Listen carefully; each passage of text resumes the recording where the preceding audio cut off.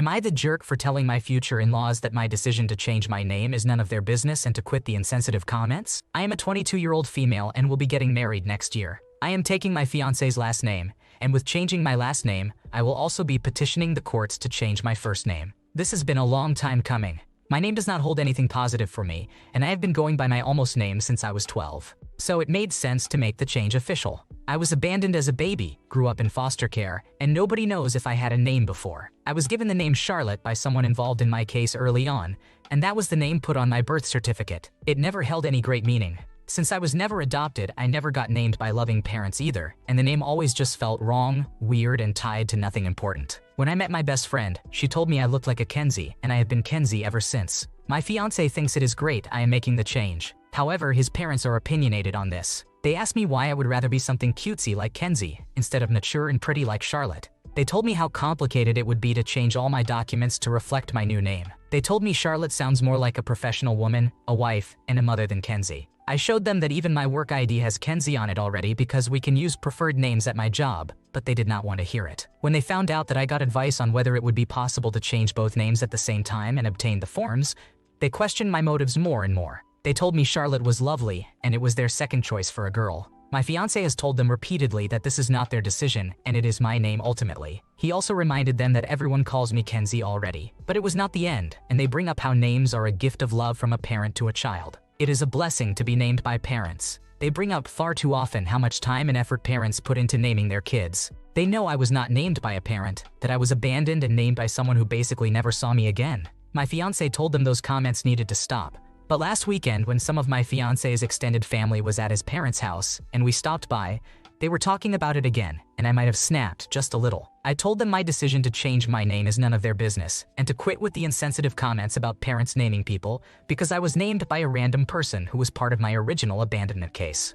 They told me I did not need to be so rude in their own home, and that I was acting like they could not talk about naming children without aiming it at me. My fiancé told them they knew what they were doing, and I was not rude. I was honest. But they said I disrespected them in their own home. Am I the jerk? This argument about the complications of changing your documents doesn't make any sense whatsoever. They seem to have no problem with the hassle of you taking their son's last name though. Also, being called Kenzie because of a best friend is so sweet. It's hard to understand how they even knew Charlotte was your legal name if you've always been Kenzie to them. Am I the jerk for not inviting my brother's baby mama to my wedding despite family pressure? I am a 29-year-old male high school teacher, and we are planning to get married to my girlfriend, a 28-year-old female teacher, in the coming fall. This is one wedding that we have been preparing for over a year now, and we could not be more excited about it. My family is rather complicated. My brother has a child with his child's mother, whom I will refer to as Sharon, a 24-year-old female. These two separated acrimoniously after their child was born 2 years ago. Now my brother and Sharon are in speaking terms because they have to be for the sake of the child, but they are not close. I know they are no longer together, and my brother has found another girlfriend. The issue is that my mother, a 56-year-old woman, has developed an obsessive relationship with Sharon, acting as if they are still a couple. My mother persistently invites Sharon to events, even when my brother's new girlfriend is around. This is embarrassing, and my brother despises it, though he hardly ever voices his opinion to avoid creating issues. Now that my wedding is closer, my mother is telling me I have to invite Sharon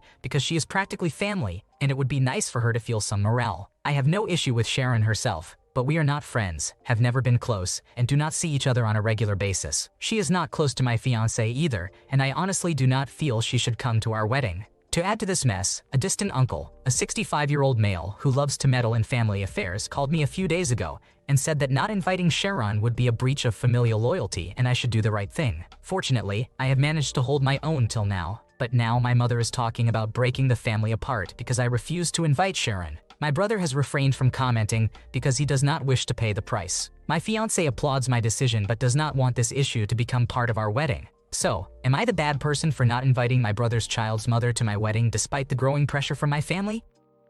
You did nothing improper. Your mother is the one breaking the family apart by insisting on including someone no one else wants around. By prioritizing Sharon this way, she is disrespecting your fiancé and injecting unnecessary drama into the wedding planning. Let her know that it's your wedding, your guest list, and you won't discuss Sharon anymore. If she persists, walk away and stop responding to messages about it. Am I the jerk for not consenting to my spouse's twin sibling moving in with us? My husband and I got married less than a year ago. One of our biggest issues and causes of arguments has been his family. My husband has a large family, including half-siblings, making him one of 12 children. This includes his twin brother, Sam, who has autism. One of his younger brothers also has autism but is higher functioning. Before we married, one of my husband's brothers moved in with us for 8 months. I knew it was going to be temporary and therefore okayed it. However, I made it clear then that his family members staying with us was not ideal for me. Both of my husband's autistic brothers have spent most of their lives living with their grandfather. In 2018, they decided it was no longer appropriate for Sam to live with their grandfather due to his higher care needs.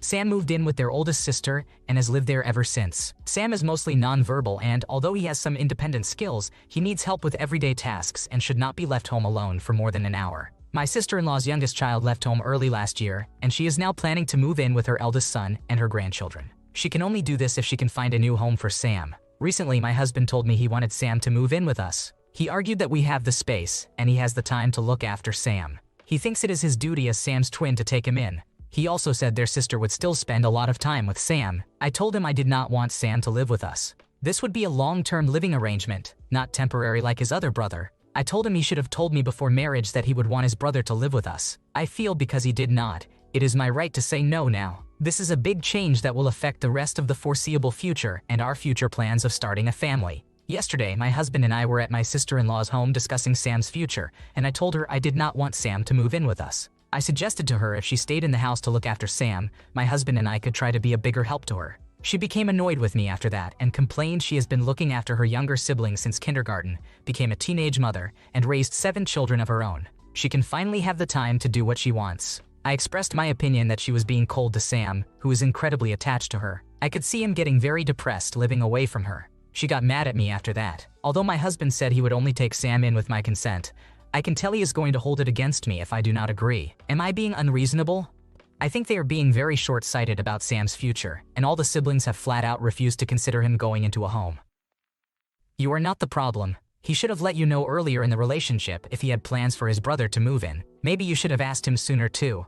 However, trying to manipulate and guilt-trip the sister into continuing as the main caregiver is not cool. Am I the jerk for not giving my sister's stepchildren money for college? I have been very fortunate in my life and have enough wealth that I was able to save a very nice amount for my son, who is 19 years old, to pursue the future he wants. I also helped 2 friends pay for their daughter to go to college after some personal and financial issues arose. This is common knowledge to my family, which is why my sister and brother-in-law are now angry with me. My sister and brother-in-law have been married for 6 years, and my brother-in-law has 2 children, who are 17-year-old female and 16-year-old male, with his ex. The children's mother abandoned them during the divorce, and my brother-in-law has raised them since. My sister and brother-in-law are not as financially secure as me, and there's not a lot of money for my sister's stepchildren to attend college. They brought this topic up during a Sunday dinner with our whole family, minus my sister's stepchildren. For those who'll ask why my sister's stepchildren were not there, it's because they have never liked or accepted my sister or us. Now that they are more independent teens, they refuse to play pretend, to quote them.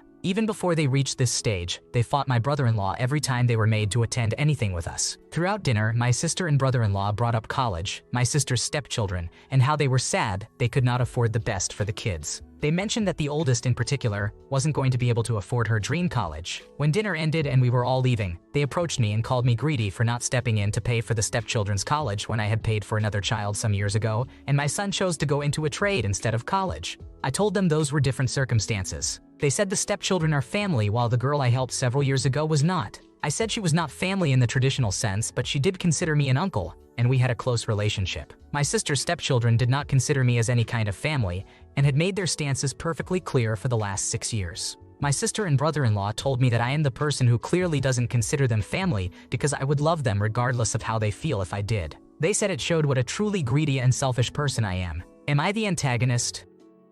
You are not responsible for this. Your sister and brother-in-law need a reality check. Lots of young adults don't get to attend their dream college due to finances, and it's not fair to call someone greedy over it. Maybe as they get older, they'll realize that relationships are key to their success, and that perhaps they should work on that. Am I the jerk for telling my sibling they can't live with me unless they stop practicing witchcraft? So, my 31-year-old male self has a 22-year-old female sister who recently moved into my place after breaking up with her boyfriend. What I did not realize was just how far she had taken her whole witchcraft thing. I knew she was into Wicca and read a lot about the history of witchcraft, but I always assumed her interest was purely academic. I was wrong. The day she moved in, she set up a full-on altar in her room. There are now pentagrams on the walls. There are black candles everywhere. There are jars filled with who knows what lining the shelves. She put up these creepy dolls with pins stuck in them.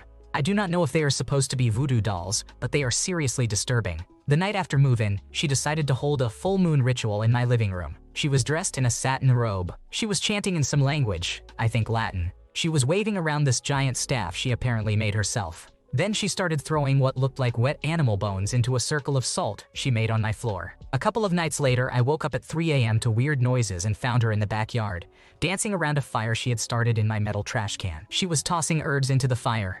She was tossing papers into the fire. She was tossing some other stuff into the fire. I am pretty sure I saw her drop a photo of her ex in there.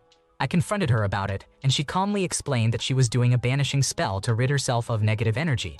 She has been leaving offerings around the house, like bowls of raw meat, coins, and strange liquids, just sitting out in random corners. I am a vegetarian, kind of a neat freak, so the smell of uncooked meat and parade of ants through my kitchen is really putting me on edge. She has quit 3 well-paying jobs in the past year because of tarot card readings. She said the cards told her that her bosses were energy vampires trying to drain her life force. Instead of addressing her problems like a normal person, she just walked out of each job without notice, leaving her broke and jobless, hence why she is living with me. Yesterday I came home and found that she had drawn a pentagram on my hardwood floor. When I asked what she was doing, she said she was trying to summon a spirit to help figure out why her life was out of balance. I finally had enough and told her she either needs to tone down the witchcraft or find somewhere else to live. She freaked out, accusing me of trying to suppress her freedom and saying I do not understand what she has been through. I feel like she needs to get help. I love my sister more than anyone else in the entire world, and I am tired of seeing her destroy her life over and over again with her fickle impulsivity. She is not the first member of our family to spiral due to religious mania.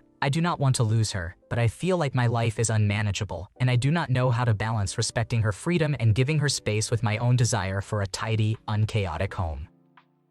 This isn't Wicca. The primary rules are harm none, and if you do, it comes back threefold. Leaving out meat, voodoo dolls, and damaging spaces are so over the top and unnecessary. The black candles also sound super performative because different colors are used to manifest different things. A lot of this makes me wonder what movie she's seen. The Craft, anyone? Am I the jerk for pointing out my mother and brother's step problems as a reason why I won't pursue another relationship after being widowed? I am a 46-year-old man who lost my wife to cancer 4 years ago, when our 2 sons were 6 and 8 years old. It was a difficult adjustment for all of us, and it remains challenging. However, the boys and I have managed to move forward as a close-knit family. They are doing great in school. I am fortunate enough to be well off, so I have been able to afford therapy for all of us and plenty of help around the house. We have an excellent roster of babysitters whom the kids love. My late wife's sister and brother-in-law live near us and have stepped up as additional adult family figures in my children's lives. I have not pursued any relationship since my wife's passing because I want to focus on my children. It is not like I am a hermit or anything. I have plenty of friends, and I do get the opportunity to socialize thanks to babysitters and my sister and brother-in-law. It is not the life I envisioned a decade ago, but I feel like I am making things work, and I am proud of our resilience as a family. The problem is my mother, who is divorced from my father and remarried, and my older brother, who is also divorced and remarried. About a year after my wife's death, they started making comments about how I needed to start dating again, strongly hinting that my children needed a mother figure around. I found this annoying then, and only more annoying as time has gone on. The comments tend to wax and wane.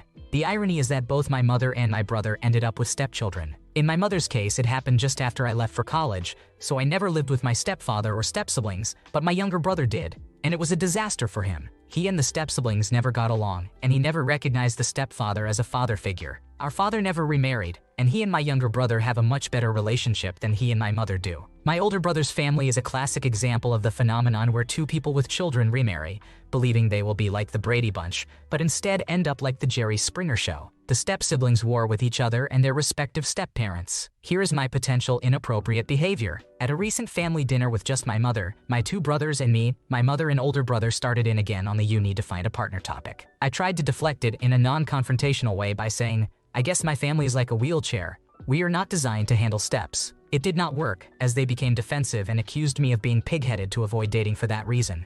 I lost my temper and told them that they could do as they please, but personally, I feel like the happiness of my children is more important than having a full bed and someone to make me breakfast. My brother's wife is a stay-at-home mother. I said I could pay a maid or a cook if I needed it. My younger brother said amen, but my mother and other brothers said my comments were cruel and insulting. Did I overreact?